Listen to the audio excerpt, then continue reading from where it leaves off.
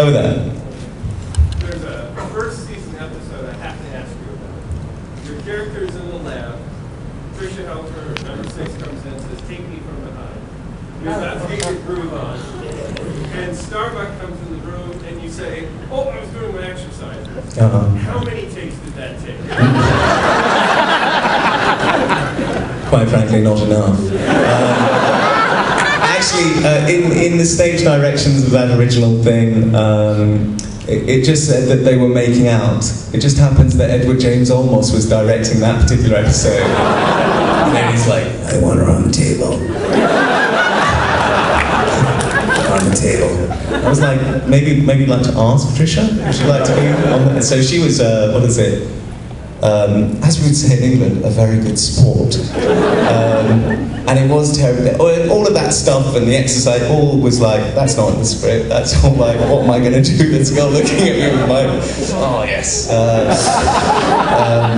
And it was funny. It was funny to film. I think Katie, in fact, the reason we had to film it a few times was because we were laughing. And also, the logistics of that particular thing were such that, you know, some of these things, they're not cut round. So like, Trisha will be somewhere and then actually have to hide behind the camera and move around to come back into the scene.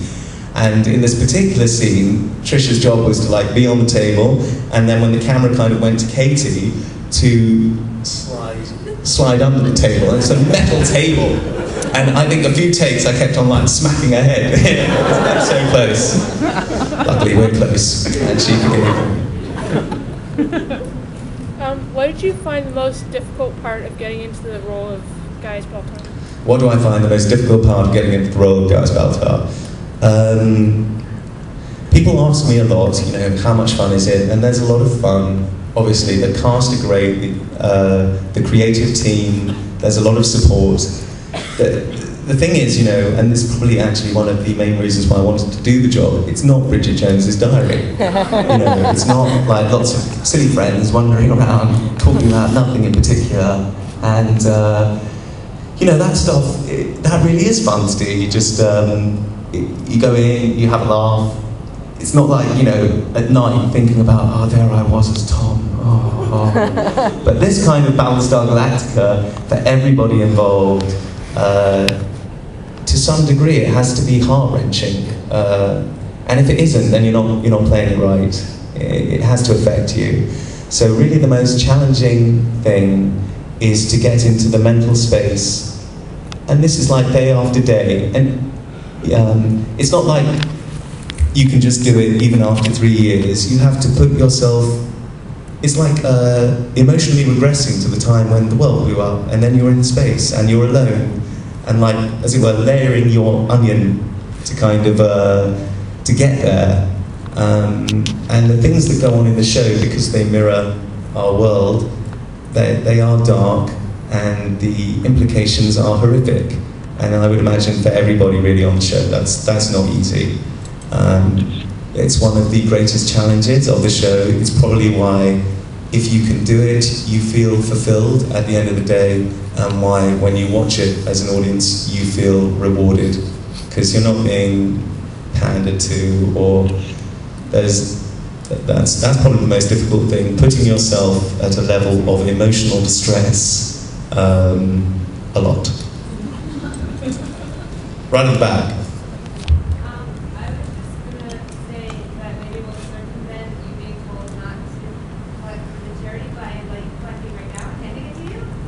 I'm sorry, I don't understand. Well, you said that the reason why you were not allowing the tickets is because you take money from charity. Uh-huh. Right? Well, if we sort of just kind of hand you some money now... No, listen, what I'm going to do is like donate part of my fee, and it's all cool, because we didn't do that already. Thank you very much anyway. Thank you. What can you tell us about season 3 so far? What can I say? How many, I mean, has it gone spoil? No, we're not in the States. In the States, it's going spoiler crazy at the moment, in the sense of that I think that the first 2 episodes have gone to the press already. We begin season 3 with the colonials living under Cylon occupation. And if the colonials thought that it was tough when they were in space, then they've got like another thing coming to them when they're down on the planet. It's like living in a police state regime, or like Vichy France. People disappear in the middle of the night. People are tortured. People are killed. People disappear. Baltar himself has little or no allies, and is kind of, in some way, fully aware that he's a kind of totem for human loathing. But that's because I think everybody outside Colonial One, or the coziness of Colonial One, assumes that he's just, you know, oh, of course, Silence, of course, yes, yes, yes. Which isn't really what he's doing at all. He's like under the thumb. There's like very little leeway that he has to maneuver or do anything. And what I find in the beginning of this show is the amount of people who are like, where can I find so-and-so? They've been abducted, they've been taken away. And every single one of us like passes the buck. It's not me, it's a special ministry I don't have access to. Everyone. It's like the coming of age of Battlestar Galactica this particular season. There's really nothing darker or more intense. Actually, after I watched it, I just like clicked it off at the end and just stared at the blank screen for like 10 minutes. You don't want to talk to people. You won't want to ring up your buddies, I think. You just want to kind of let it sit there before you have that burning thing about when's the next episode coming out and how is this going to resolve itself. Collectively, the show has matured. It's my phone. How awful. What's really funny is when you have that on set, there's always like, no mobile phones, no mobile. You're doing a very, very big scene. It's always the director's phone that goes off. So hopefully that won't go off again. Will there be 20 episodes this season? And if so, is there going to be a mid-season break like last year? Yeah, there will. In fact, that's why I'm here right now, because we're in the mid-season break. Yeah, what can I say about season? I'm like still thinking about Lee's fat. Jamie Bamber gives the most astonishing performance this year. It's really, really amazing. You're looking at somebody, again, who's gone through a turmoil and a crisis, because we've jumped over the year, and then there will be later on in the season, you'll find out why people are behaving in ways to each other, because they're going to look back retrospectively at, you know, the nasty and vindictive things that people did to each other in that break. I myself am, I think it's fair to say, am abducted.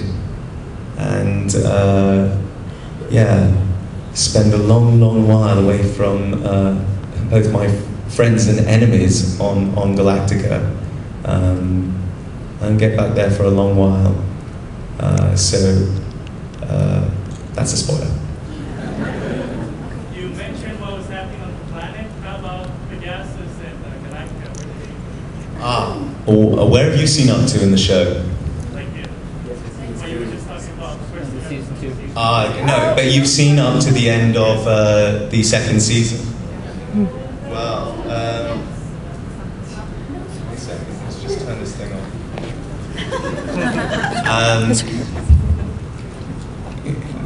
They're kind of, they're waiting. They're waiting for their moment. And they're fully aware that if they strike at the wrong moment with their force that is totally dwarfed by the silence, then it's the death of everybody. So they're in this awful, they're in another awful position.